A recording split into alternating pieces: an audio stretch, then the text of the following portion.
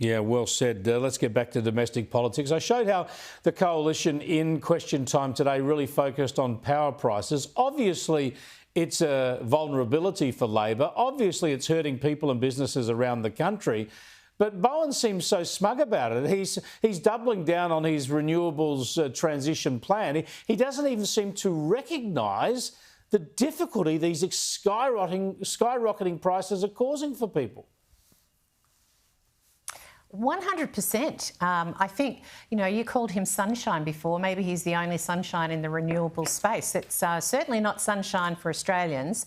And in my electorate, of course, as you know, where we have the rush to renewables and we've been delegated as a REZ, a renewable energy zone, it's nothing but pain. I think the protest that took place yesterday has what I'm told by the farmers who were there, who were, engaged let me in just that jump and in leading there. Sorry, that. just let me jump in there and get you to while we show those pictures, explain that protest in Melbourne, what was behind it and what's come from it.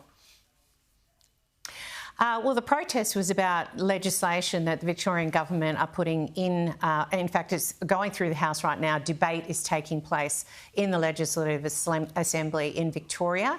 And it is about the draconian laws that Labor are wanting to bring in, where they can fine farmers who have their gates shut from allowing Transmission Company Victoria to enter. And they can enter using bolt cutters. They can basically break in and enter. And the Victorian Labor government wants to make that law, that it is okay. Well, you know what? It's not okay with the farmers who were at that protest yesterday.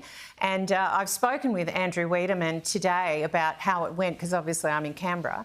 And he said that it is really interesting to see Melbourne people, residents, coming out and supporting them.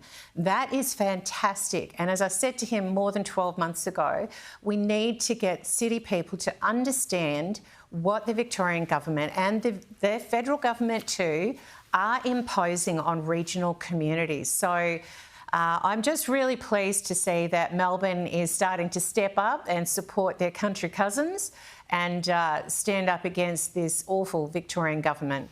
Those Melburnian comedians from Working Dog need to remake the movie The Castle and make it a farmer trying to stop transmission lines going through their property. It's redolent of that sort of those sorts of Aussie values, isn't it? Thanks so much for joining us, Anne. I really appreciate it. Anne Webster there, who's the member for the federal member, the Nationals member for Mallee in Western Victoria.